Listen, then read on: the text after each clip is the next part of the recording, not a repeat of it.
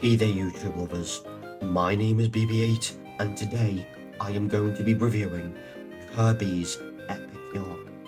I don't know if I've actually said this already. I did in my review of Donkey Kong Country Return HD, but for you guys who didn't watch it, Kirby's Epic Yarn is a game I've wanted to play my entire life. Well, almost, because I was only about 6 years old when this game first released, and I'm currently 21, but ever since this game launched, it stood out to me thanks to its art style and gameplay. And despite how long it took me to finally get the chance to play it, I can definitely say it was well worth the wait. And I probably bet some of you were thinking, why didn't you just review Extra Epic Yarn on 3DS? Well, prices say otherwise. And I thought, Epic Yarn was not a difficult platformer by any means, but that didn't take it away from me. And I thought, the day I finally got to play Kirby's Epic Yarn, I thought, I'll finally give it a review on my channel once and for all. So, without further ado, let's get into it, shall we? For the gameplay in Kirby's Epic Yarn is charming and varied for a Kirby title that does ditch the usual copy abilities. Instead of inhaling enemies to inherit their abilities, Kirby instead uses the Yarn Whip to transform and interact with Patchland, which does bring in its own unique creative flair to the Kirby formula. And what does stand out to me with Epic Yarn is the platforming, especially with the variety of transformations that Epic Yarn has to offer here, such as the tank bot, the dolphin, the monster truck, and the penguin, with each of the transformations within Epic Yarn bringing a unique layer of fun to each of the levels. While these mechanics are not just gimmicks, they are integrated into the level design in a way that keeps the game constantly enjoyable. It's rare that a platformer maintains this much variety without feeling bloated, but I think Epic Yarn nailed it. On top of that, the replay value in the game is insane, such as the apartments in Quilty Square do come with a few mini challenges provided by the tenants, as well as side activities which do encourage players to go back. Whether you're finding treasures, completing trials, and decorating rooms for the tenants, I feel like Epic Yarn is a constantly rewarding game, and that is what makes Epic Yarn such an engaging game. Because unlike Star Allies, which had no reason to go back to the different levels, I feel like Epic Yarn actually does provide a valid reason to go back to some of the levels as you play through the game. And while there is no traditional game over system in the game, which might throw away some hardcore players, I just feel like the cozy creative vibe that Epic Yarn goes for, it was a huge plus for me, because it does remove the stress of challenge, and it does encourage exploration without punishment, and it actually does feel intentional to actually explore Patchland as you're playing through it. For the graphics and the art direction, out of every single platformer to have come out on the Wii, I think Kirby's Epic Yarn has the most distinct art style of them all.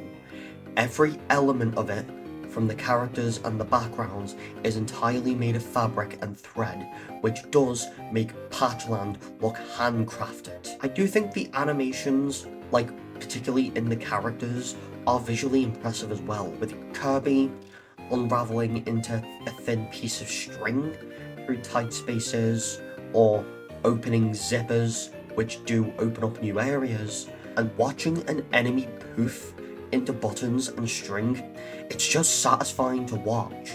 And even the hub world does have personality in it, with the animations that bring Patchland to life, and even the animations of when a new level's unlocked are satisfying to watch as well. And I can see that the care and creativity was put into the art direction when making Kirby's Epic Yarn. What's even more impressive is that the visuals are not just for show.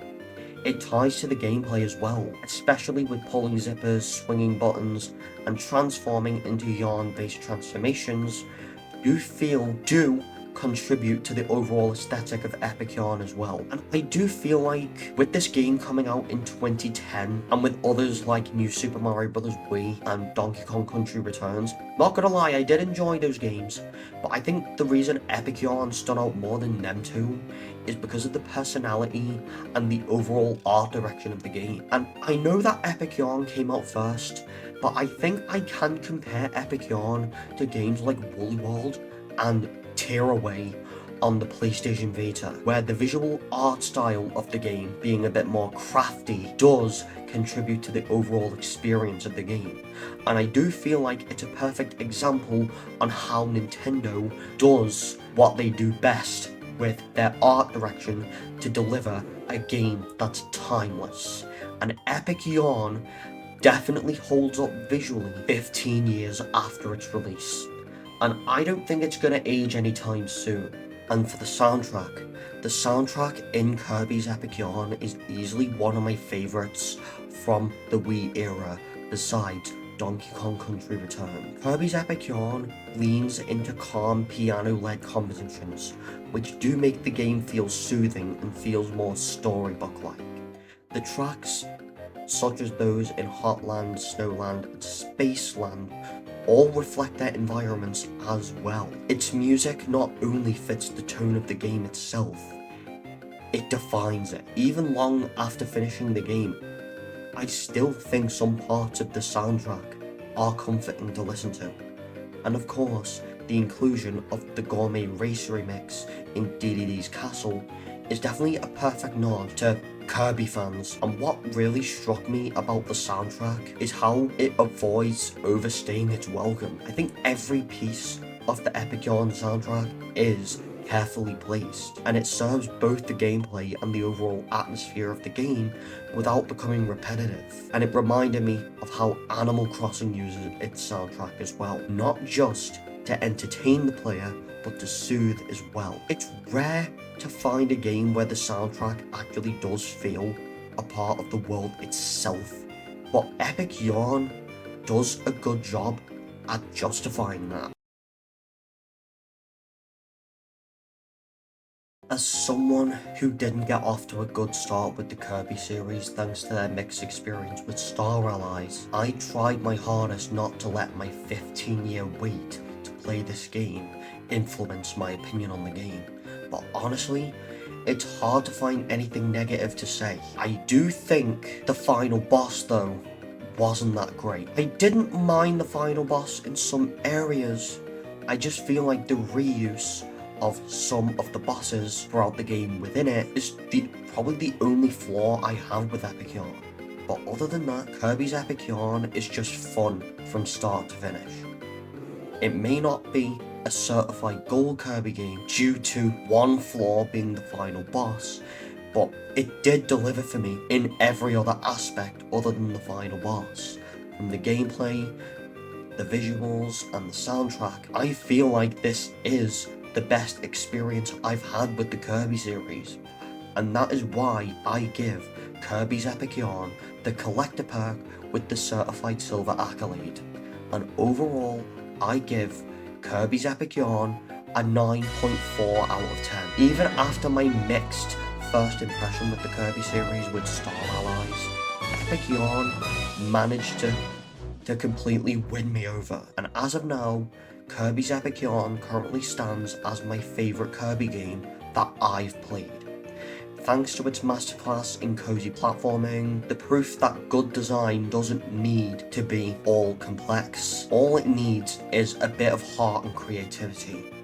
And Kirby's Epic Yarn is a great example of that. So guys, what did you think of my review of Kirby's Epic Yarn? And next on BB8's Reviews, I am going to review Stardew Valley. So don't forget to subscribe to my channel, like this video, and turn your notification bell on so you don't miss another video like this one in the future. And I will see you all in a future video.